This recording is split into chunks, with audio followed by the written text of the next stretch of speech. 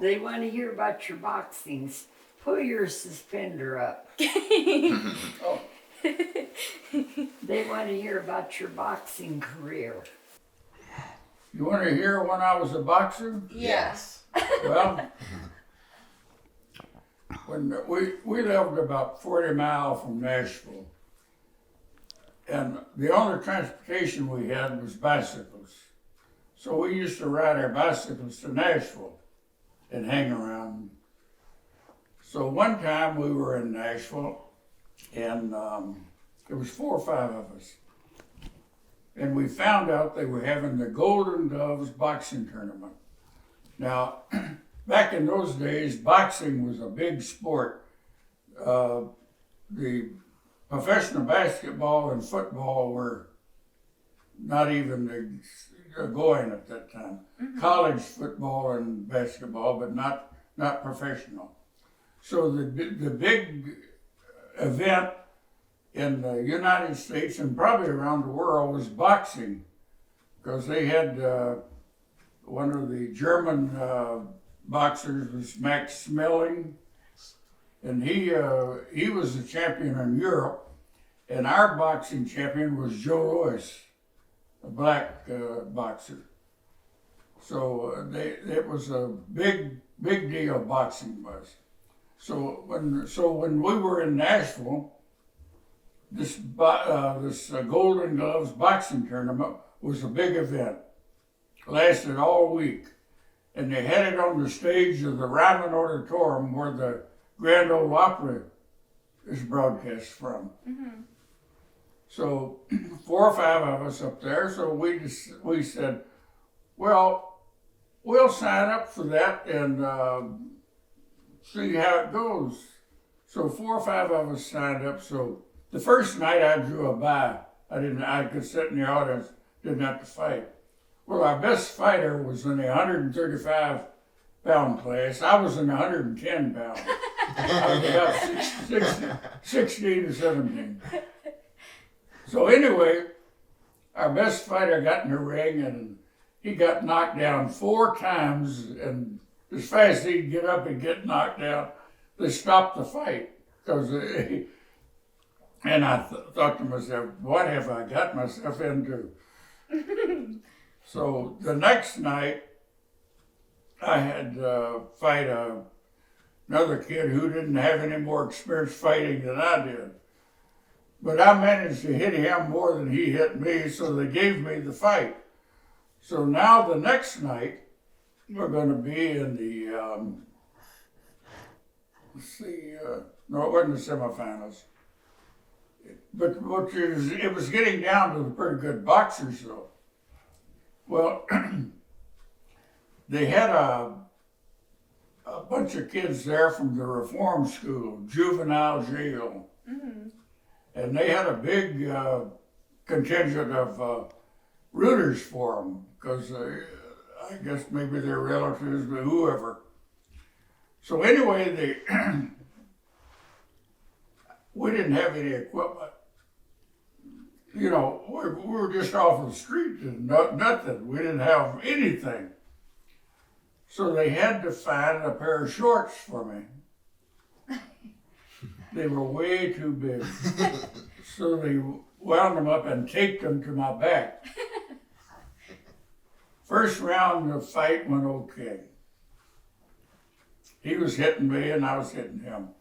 But in the second round, I started sweating and the tape came loose. And my shorts were falling down in front of the whole audience. So I'm out there trying to hold my pants up with one arm and box him with the other. And the poor opponent, the guy I was fighting, had no idea what was going on. The audience was just roaring with laughter. I mean, just uproar. And his buddies from the reform school kept calling his name, but he couldn't see the back of my shorts. He didn't know all this was going on. He kept looking, they'd call his name, and he'd look, and every time he'd look, I'd bang him. I won the fight. But the next night, Next night, I'm in the semifinals. Nobody left but good boxers and me. Well, I lost that fight real fast. That ended my boxing career.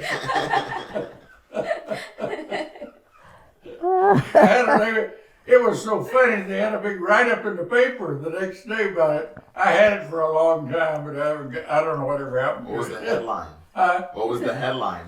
Oh, no, I wasn't a headline. Boy loses his shorts. It was just, in the sports page, it was just an article telling about all the laughter going on, about my shorts falling down. And being in front of that big audience and your shorts falling off of you. When I first went to Detroit, I had no friends and everybody made fun of my southern accent and what have you. And so finally, I met some girls and we heard about the Greystone Ballroom. And we could take the streetcar, go down our street, take the streetcar and get off right in front of the Greystone. So boy, that worked out real good. And on Wednesday night was boy meet girl night. Well, this boy came up and asked me to dance. And I really liked him. And I danced with him all night. And he told me his name was Bill.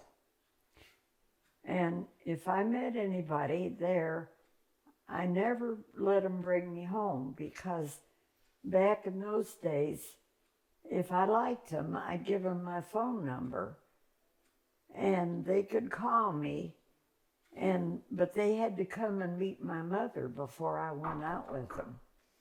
So he told me his name was Bill. And so when he called me for a date, I said yes. And I dated Bill for about a year better. Well, I wouldn't go to bars with him, and he wouldn't go to church with me. And so I couldn't see any future to it. So anyway, we broke up for a month. And in the meantime, my neighbors next door wanted me to go to the square dance with them. And I said, but I don't know how to square dance. And they said, oh, you'll have fun anyway. So I went. And so I hadn't been there very long until I looked up and Jack walked in and he had on beautiful brown suit. And pretty soon he came over and asked me to dance. And I said, I really don't know how to square dance. And he said, I don't either, but we can get out there and make fools of ourselves. So we square danced all night, had a wonderful time. And he asked me to take me home. And I said, no, I don't ever go home with a guy from a dance. He said, but I know the people you came with. If I ask her, then will you go? And I said, yeah. So he went over and asked her if he could take me home. And she said, sure. Well, come to find out, she thought he was Aunt Ann's son. I told her, you would have sent me home with him.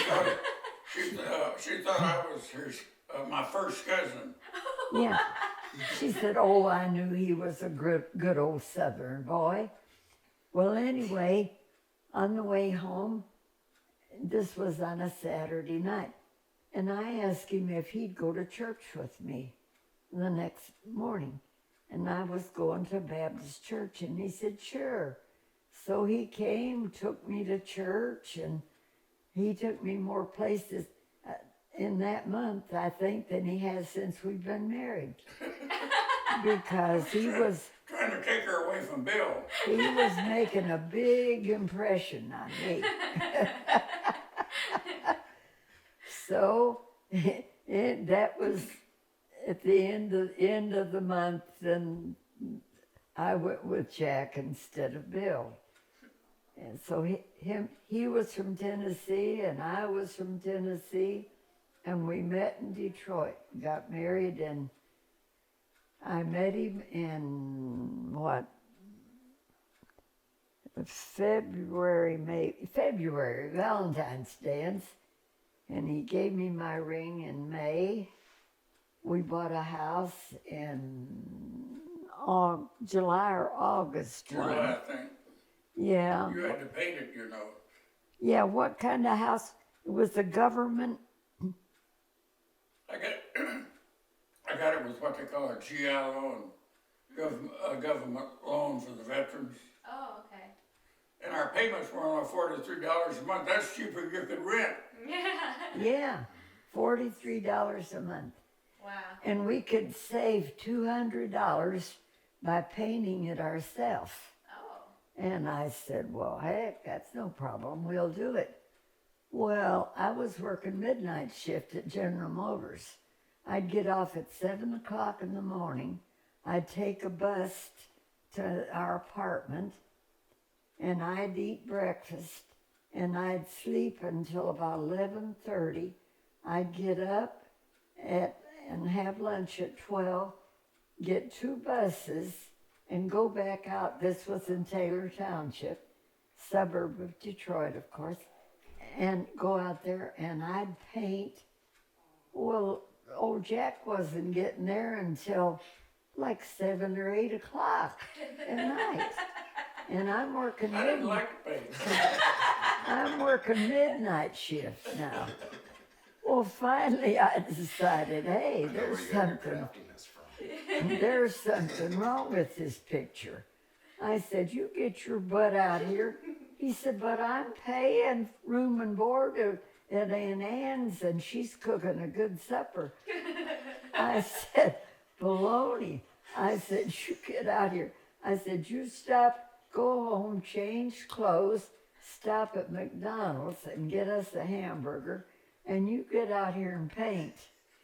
So finally I convinced him, and then whenever it was, and I was working midnight shift, 11 to 7, so he'd take me to work at whatever, 10:30 or so, and I'd work midnight shift. So that was pretty hard. But when they built the houses out there, the 4 houses in that block was higher. It was 2 The feet. roof was 2 The foot roof higher was 2 feet higher. than all the other houses in the subdivision. And so after we had 3 kids, Jack tore the linen closet out. And part of the the back bedroom clothes Closet. made a stairway going up, and we had a big bedroom up there with two beds. Oh. And we put Mark and Gary up there. Really? Yeah, that was their bedroom. You know, I at that time I was working in the repair department for Burroughs Adding Machine Company, and they made all kind of bookkeeping equipment. And so I went to work in the factory, and somehow or another I found out about the repair department, and I transferred from the factory into the field repairing bank machines and any office equipment, all a big, you know, like Hudson's Corporation. You know, they had a big bookkeeping department, and just about any company had a bookkeeping machine, but to keep track of their payroll and all their sales. So I was all over Detroit working on these machines. And since I had come out of the factory where they built the machines and got out in the field, I was kind of an expert. So they had me working all over the city of Detroit, helping the other servicemen who didn't know the machines too well. Because when I went to work in the factory, I worked in every part of building that machine, so I knew it like a book. It was just nothing. I just knew all of it from memory, having worked on every part of it. So I was made a regional specialist, and finally I went into the home office. And I went all over the United States helping other servicemen repair the equipment. because when they put in a big department, they might have 15 or 20 bookkeeping machines in this one area.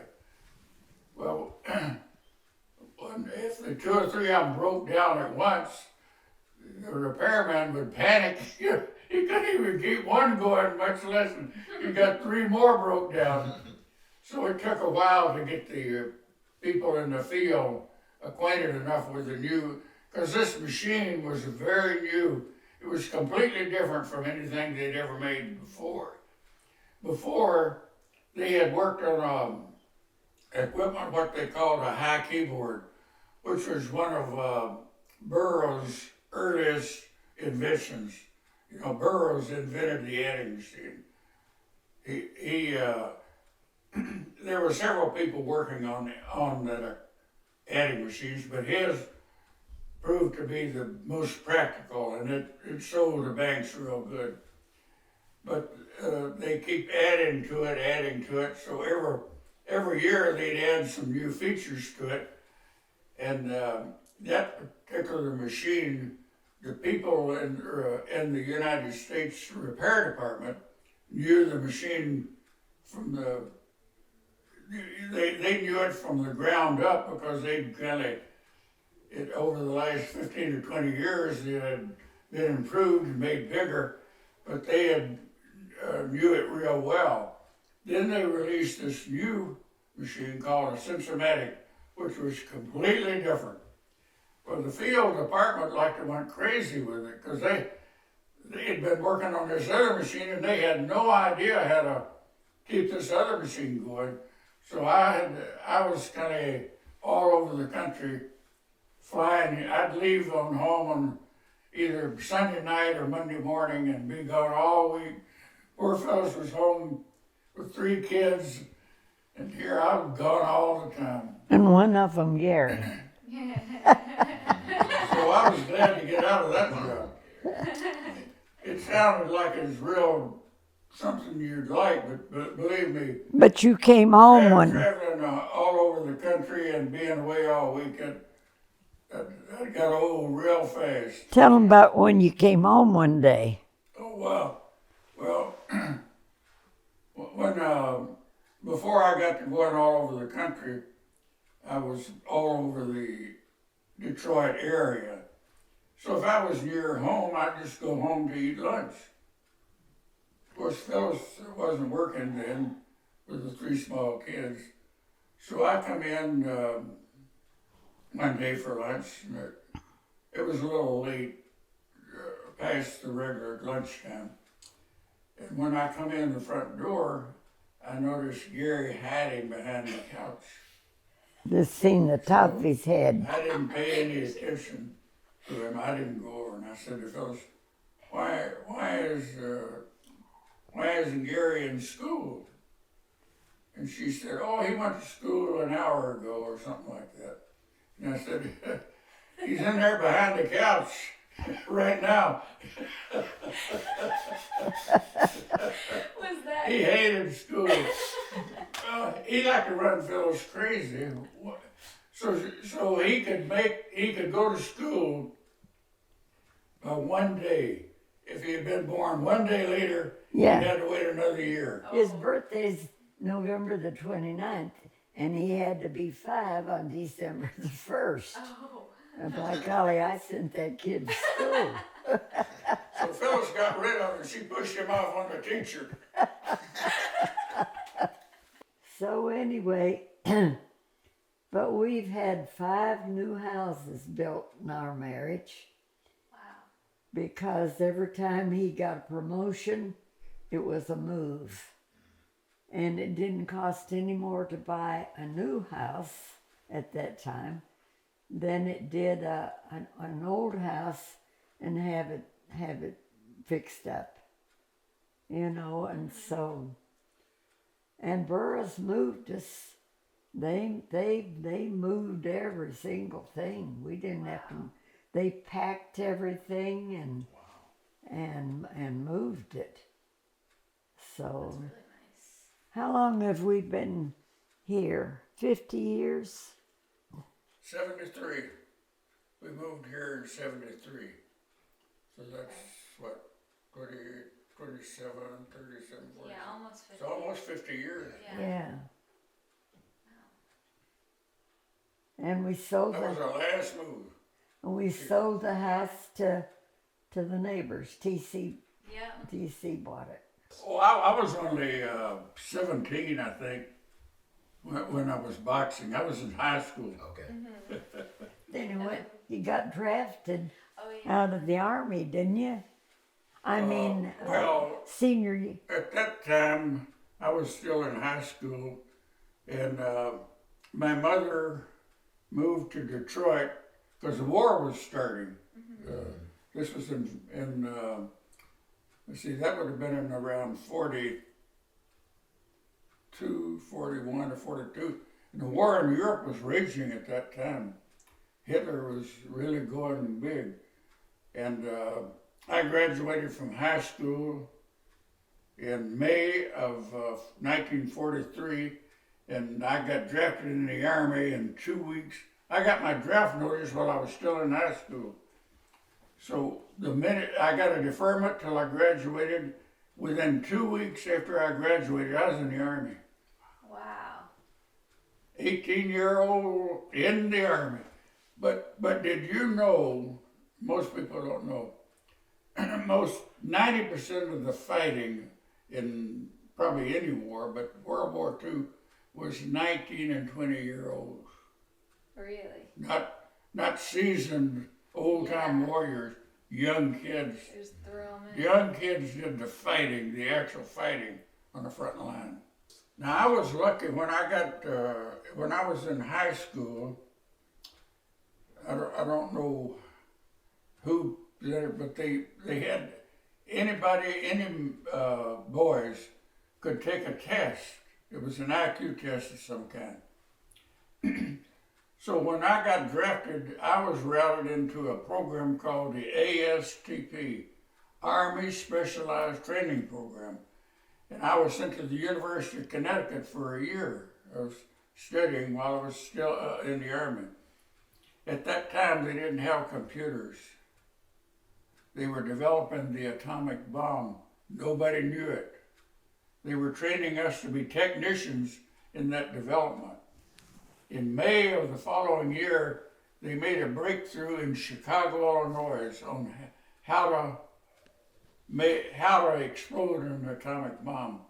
And they moved it from there down to New Mexico, but the actual breakthrough was in Chicago at the football stadium. After I'd been at the University of Connecticut, I went in the Army in May. Took basic training all summer in South Carolina, where the heat was 120 every day. Like they killed us. Then in September, I went to the University of Connecticut, and they ended the program the following May, and I was sent to Camp Pickett, Virginia, which is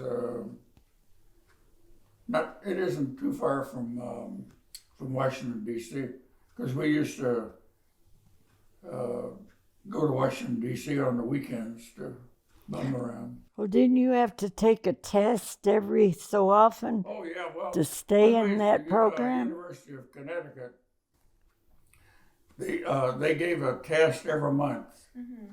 And if you didn't make a certain grade, back to the Army you went. They started out with 2,000 of us at the University of Connecticut, and they ended up with 500. Oh wow. 1,500 flopped the test and had to go back to the Army. Well, we trained all summer short-handed because they had invaded Europe in May, and all the new recruits they were getting in the Army went straight overseas. So our division was short-handed because they had taken all of the regular troops and sent them to Normandy for the invasion of France. So that left the division with all its officers and non-commissioned officers, but no enlisted men.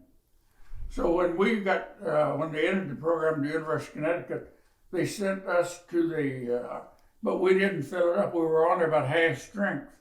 So all summer long, we kind of trained they cut a battalion down to a company size, and we trained all summer. I believe it was in October, they filled a unit up with new recruits, and we trained another month or so, and we went overseas in late October, went to England first. We were there about a month or so, then to France, and we were there 2 or 3 weeks, and then we went to Belgium on the border of Germany. And we got there in early December, and we went into action in just before Christmas. About middle, when the Battle of the Bulge started, that's when we went into action. Germany, you've heard of that? Yeah. That was Germany's last big push. And we were in a forest called the Hurken Forest. If you ever look it up in the war books, it was a real thick forest. No villages, no farms, just evergreen trees. So thick you couldn't see from here to that next building over there. Wow. It was so thick with evergreens. The problem was all the artillery shells would hit the top of the trees, explode, and just shower the whole area with shrapnel. The closest I came to getting wounded was in mid-December. We were in the Hurken Forest at that time, and we were under artillery barrage, and we had built what they call a slit trench, which is only about 1.5 feet in the ground, so you could get down low. Yeah. An artillery shell exploded in a tree above me, and a piece of jagged metal about that long hit my foot and knocked it sideways. And it was steaming. It had come through a tree trunk. And that tree trunk saved my foot. Yeah. Because it hit it hard enough, it knocked it sideways. It's a good thing that you weren't the tree. Oh, man. So that's the closest I came to getting wounded, was that piece of artillery shell. When the shell exploded, the piece of shrapnel that hit me went through another tree trunk before it hit my foot, thank goodness. Why were they fighting in that forest? Why were they fighting in that forest? Well, what was happening is the Americans had some guns mounted on half-track trucks, some long-range artillery. The Americans would run those machines up into our front lines and start a barrage of whatever target they had, and they would fire for maybe 20 minutes or 30 minutes. Then they'd pull out and run back. Well, by that time, the Germans had figured out where the artillery was coming from, and they would just shell our area to no end, trying to take those guns out, and they were already gone, but we were still there. So we hated to see those guns come up there, because they knew what was going to happen after they left. Well, didn't you say that the white soldiers and black soldiers didn't fight together? Well, no, they were segregated. You know, the army was segregated in World War II, and in World War I too also. They didn't. They were in their units and we were in our units.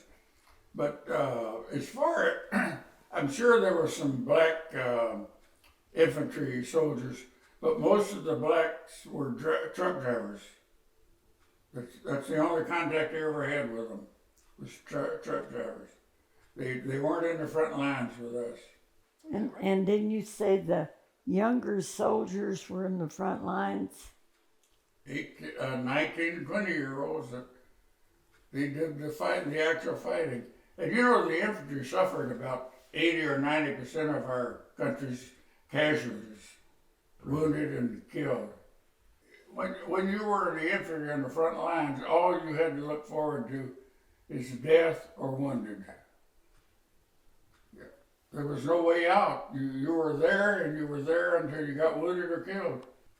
And a frontline soldier didn't last too long. A month or so, and you're gone, one way or the other. Well, I'm glad. I hope we never have to go through that again. Well, let's see, you know, I got captured. I was in a prisoner of war camp from early January to April of 1945. And I got, I think I got home back to the United States. Let's see, we were liberated, I think it was the last of April. And they flew us to Le Havre, France, and put us on a ship, brought us back to this country. And I think I got home around the 1st of June of 1945. And I got all that back pay. I thought I was rich. I had been paid for 6 months. Right. Tell them about the prisoner of war camp. You know, we got a piece of bread for breakfast, nothing for lunch, and a bowl of soup at night. And no heat. And it was in the winter time. We had a barracks, but no heat. Yeah, I read that. In Each one of us had a blanket, so we two slept in the same bunk, of course, in your clothes, and so we'd have 2 blankets over us with no heat. 6 inches of snow outside. It was a cold winter. Well, they didn't give us anything to eat out of. But when I first got captured, they used us on the front lines to unload trains at night. They couldn't bring the trains up in the daylight because the Allied Air Force had control of the skies. So they would hide the trains way back behind the lines, usually in tunnels. At night they'd bring them up, and we had to unload them. And they had a lot of the army was there to take the ammunition and stuff, but they also had to bring flour up for the civilians. So they used us to deliver the flour around town to the civilian bakeries. And we did that for about I don't know, maybe a month or so, and I finally got sick, and they sent me to a camp over outside of Bonn, Germany, which later became I think it was the capital or something of that area. And one night, while we were in that prisoner of war camp at Bonn, the British bombed at night, the British Air Force, and the Americans bombed during the day. Well, the British, I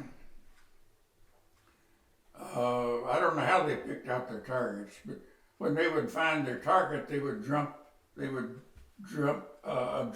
parachutes with flares on them over the target. But the Germans would wait to see what colored flare it was, and they'd shoot for miles around the same colored flare. So the bombers, when they came in about 5 or 10 minutes later, had to try to pick out the right flare. Well, the one night that I remember, they picked the wrong flare and they bombed our prisoner of war camp. Oh. Just tore it all to pieces. Tore every building in it got tore down, and of course a lot of killed and wounded. So the next day they had to move us across the river, Rhine River, and put us in what had been a slave labor camp. That's where we picked up body lice. That was the worst torture of my life. Well, anyway, after, let's see, I think we were there 2 or 3 weeks, and then they marched us to a railroad crossing and put us in a boxcar and took us down to Koblenz, Germany, and we stayed there, I don't know, a week or so, and they moved us 100 miles inland. They marched every day. We stayed in farmers' barns at night, and then of course, we were walking, and they had German guards with dogs marching with us. And they took us to a little town called Bad Orb, Germany. It was on a mountaintop overlooking Bad Orb. And I was in that camp until we were liberated, Bad Orb. Well, tell them what you ate out of.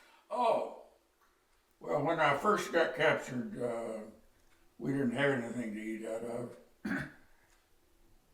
So I found a number 2 size can in a trash pile, cleaned it up with sand and water, and that's what I had to get my soup at night out with. Of course, the number 2 can's not that big around, and when they turned the ladle over, soup would go down on each side of the can, and then I only got the middle. Oh. So I had that can until, I don't know, 2 or 3 months. And then one year, or one time, we got a Red Cross package through Switzerland. It was meant for one guy, the package was, but they divided it among 7 or 8 of us. Wow. The good part of it was it had cigarettes in it and I didn't smoke. So you could trade. I traded my cigarettes to another guy for a helmet liner. You know what a helmet liner? It's a thing that goes under the steel shell. It's light. It isn't heavy. Mm-hmm. So the Army, all the time we were in training, we wore those helmet liners. But when you got overseas, they put those steel helmets on top of it, and they're pretty heavy. But the helmet liner was big, and some guy had got it, I don't know where he got it, took out all the inside things that held it on your head, and he never missed any soup. When they turned it over, he got the whole thing. Well, I traded him my cigarettes for his helmet liner. And he took my tin can. So from then on, I got all the soup that was coming to me.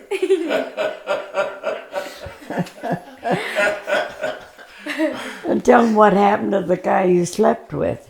Well, as I said, we had one blanket each, and we slept 2 in a bunk, cover up with 2 blankets, with no heat. So anyway, it was close to the time we were liberated. He got sick, and the medics put him in an isolated area, but they wouldn't let us see him. They wouldn't let us go in and see him. So he was from Chicago. So when I got back home, I wrote to him. I thought he was home in Chicago. So I wrote to him telling him that while he was sick, they wouldn't let us see him. And I got a letter from his mother, real pitiful letter. He had died from the sickness with spinal meningitis. Why? I was sleeping in the same bunk with him. That's highly he died of contagious. spinal meningitis and me not get it. Yeah, that's insane. Yeah, Wow. very contagious. That is insane luck. Well, just wasn't his time. Yeah. He hadn't met me yet. Yeah, right. He had to get that brown suit. Yeah, Where'd you get that brown suit from? that she So saw. I bought it somewhere. I don't know where. So, Grandma, what were you doing in the time that he was in the war? What were you, those years he was in the war, what were you doing? Oh, I was, well, I went to, my mother took me to Detroit in 1946 because the jobs were all in the north. And she couldn't get a job down there. And didn't you get The pulled only out of job school? she could get was taking care. Women used to stay in bed for 10 days after having a baby. So they'd pay her, I think it was $2.50 a week that she got for taking care of the mother and the baby. So her sister and her husband lived in Detroit as well as her cousin.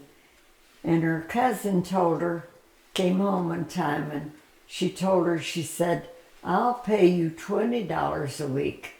She said, just to be there, you and Phyllis can stay with me and so that you can be there when my kids get home from school. Sorry, you can keep talking. I'm just messing with the camera. You know, Detroit during So- wartime. Let me finish my story. I thought Let you me had finish my story. Oh.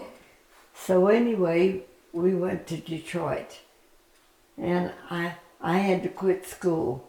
I only got to go through the 10th grade, and I had to leave all my friends and my grandparents who I had lived with all my life, and I cried my eyes out.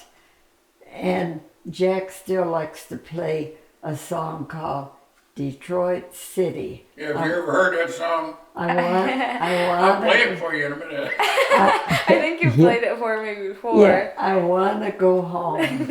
Yeah. And I Have you heard did. it? You ever heard that song? Yeah, Detroit. Because everything I said, somebody made fun of my southern accent. I want to go. Yeah, and I got a job at a little grocery store.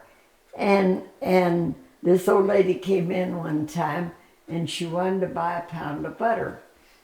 And I was 16 years old now at the time. And I told her, I said, I'm sorry, but we don't have any butter. It was during the war. And she says, yeah, you got it, but you don't give me.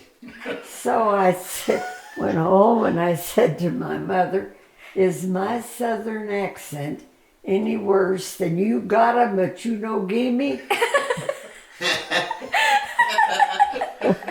You got it, but you don't give me. Yeah, but at 16 years old, you know, but after I finally got over being homesick, I was like Scarlett O'Hara was in Gone with the Wind when she said, I'll never be poor again. I said, I'll never be homesick again. And I made friends and we've moved 5 times in Jack's work, and I've made friends ever since everywhere we lived. So I've never been homesick again. Oh. Well, we're not gonna take dinner away from you guys. Yeah, no. You guys gave us a lot of good content. Oh, God. I think, Did yeah, you I want to get any come of that? back.